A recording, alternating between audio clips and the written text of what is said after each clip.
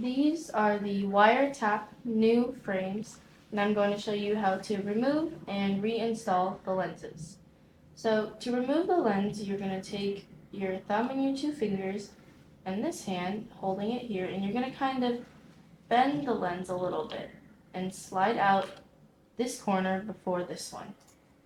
And then you're going to do the same for this side. So you're going to take your fingers and this part and you're going to bend it just slightly so it slides out.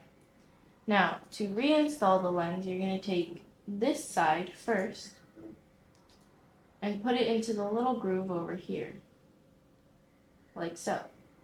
And then you're going to hold it in place and you're going to take two fingers underneath and your thumb on top and kind of bend the lens so that it fits in its groove, and you're going to push it and there should be this part still exposed. So then you're just going to push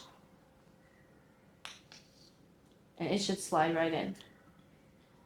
Again, this part first. Slide it into its groove and then hold it securely and then bend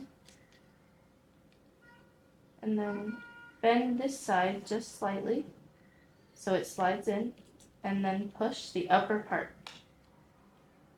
And that's it.